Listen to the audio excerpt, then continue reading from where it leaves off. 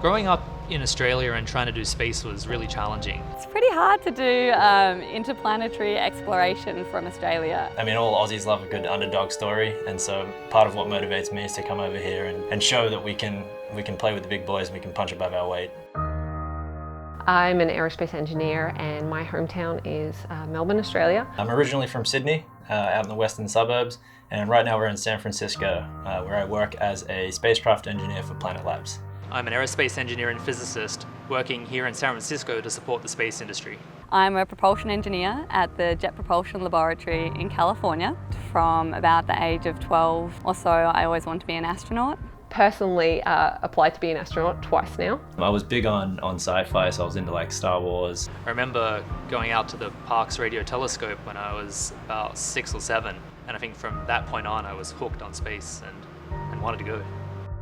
With quite a few twists and turns, I ended up coming to study at Stanford to do a Masters in Aeronautics and Astronautics. When I got there, that was sort of the realization that, hey, people can do space for a living. And I showed up as like a lonely Australian saying, please have me, please let me be part of this.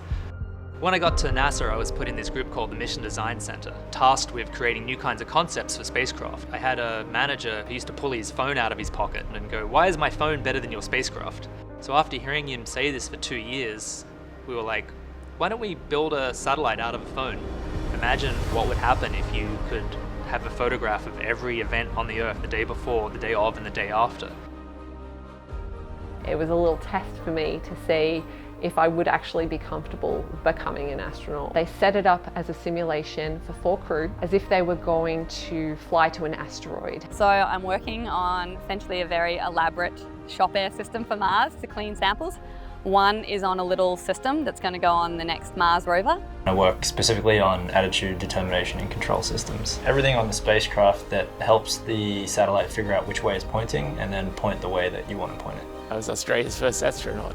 Since it was announced Australia had a space agency, I'm just staggered with the response from the mums and dads who realise that's the future for their young children.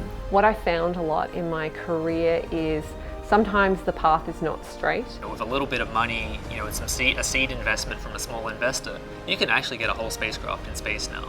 Now's a really exciting time for Australia in space. I think if Australia wanted to build satellites, we have the capability and the resources to do it. If we focus on that, the return on that investment is huge.